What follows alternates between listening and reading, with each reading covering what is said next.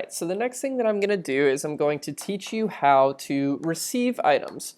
So when you're receiving something or when a PO comes in, you will get the boxes from Central Receiving, and on the box it'll either have a invoice sheet or a packing slip that will tell you exactly what's in there and what PO it belongs to, or you can see on the box what PO it belongs to, what company it's coming from, and everything like that. So there are two different types of items that you can receive. There are items with serial numbers and items without serial numbers. So I'm going to walk you through both of those right now. So what you'll do first in LightSpeed is you'll click on POs down here. It'll pull one up. So this is a PO from Apple. It's number 1829, as you can see right here, and it's been partially received. So some of the items that are in there have already been received, but some of them haven't. So what I'm going to do is I'm going to open this PO from Apple, and it'll open the PO for you.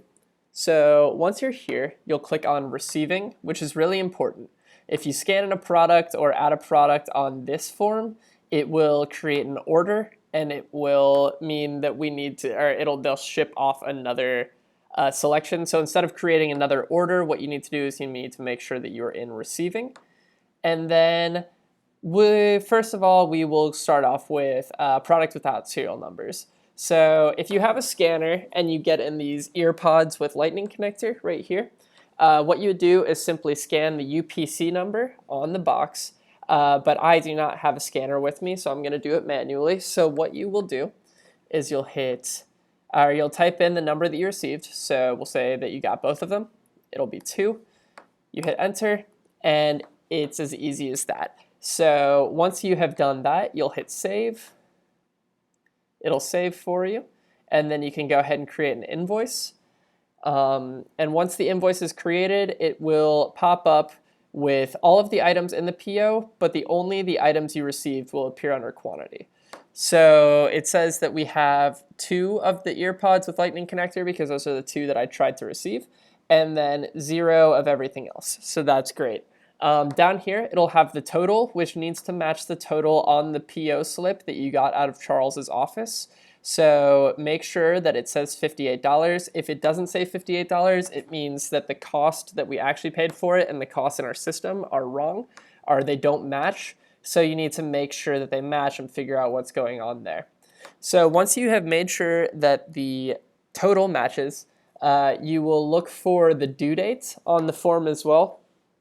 For Apple, it straight up says due on this date, and it's usually net 30. Almost every company that we order from has a net 30 due date policy, which means that the payment for it is due 30 days after the product is shipped. So let's say that you ordered the product on January 1st. If you were to pay, you would have to pay it by 30 days, which would be January 31st. So today's date is the 16th of May. We'll pretend that it was shipped today. So 30 days from here will be June 15th. Like I said, Apple's will specifically point out to you what the due date is, but products from Douglas Stewart or from D&H will not tell you that. It'll just simply say net 30. So you just need to make sure that you're paying attention to what the due date is. So I'll put June 15th for that. And then there'll be a reference number, which is going to be the invoice number that is located on the form. Each company has a different type of reference number. For Apple's, it's usually like a 10-digit number, and it's usually easy to locate. It'll say that it's an invoice number. So what you'll do is you'll type in the reference number right here. And so that's just to make sure that we can keep track of it in the future. If we need to pay the invoice later, need to make sure that the products actually match what's on the invoice, we can match it up with this reference number. I am not going to save this because I am not actually receiving these products. But what you'll do after that is you'll hit save, and then up here where it says unsaved supplier invoice, it'll get replaced with an SI number. So what it will be is it'll say SI dash, and then usually a 4-digit number. So it could be something like 2007. So you'd write down SI 2007 on the invoice form. You'll put your initials and you'll put today's date. And then you're done. You just need to make sure that it's attached to the packing slip, and that's that. So I'm not going to save this one because we didn't actually receive it, like I said. and I'm going to change this number back to 0. Now, for other products such as laptops or tablets, products that have serial numbers, the receiving process is a little different. So if I were to receive one of these MacBook Airs, I'll type in 1, and then up here, it'll say 1 serial number needed. So the serial number, you need to make sure that you are scanning in the serial number on the box, because if you type it in, it leads to potential for error. So you want to make sure that you scan it and get the exact serial number in with that product so that you can keep track of it and so that we can be able to send Apple how much we've been selling or let them know where that product is going. So the serial number will usually start with SC for Apple products, and then it will be about a 12-digit number.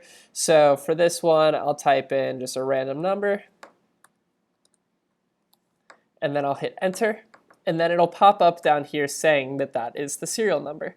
Like I said, we haven't actually received this product. This isn't a real serial number, so I'm going to go ahead and delete that serial number, and it'll go back to saying that none of the products have been received. The final steps of receiving after that are going to be the exact same as they were for products without serial numbers. But like I said, it is important to make sure that you get the right serial numbers in for these products. And if a product does require a serial number, like I said, it will pop up right here saying 2 serial numbers needed or 1 serial number needed. It's a pretty simple way to make sure that you're keeping track of everything and making sure that everything is in proper order. So it's a very simple thing, but it is incredibly important to pay attention to these details. I cannot stress enough how important it is to make sure that you get the proper serial numbers in there and make sure that you're actually receiving the proper items.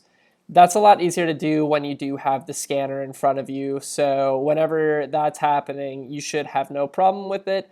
If you have any questions or are worried about it, feel free to ask Charles or Susan or anybody that's been working there for a while, and they'll double check to make sure that you're doing everything correctly. So that should be good for receiving products. I know that was very basic, very generic, but it's important to make sure that you're following these steps. Like I said, it's going to be different for each company that you're ordering from. So make sure that you're keeping track of this information properly and make sure that you're receiving things properly so that we can make sure that our store has the right numbers in stock, and it makes counting inventory and everything so much easier. So that's all for receiving the products. Thank you, guys.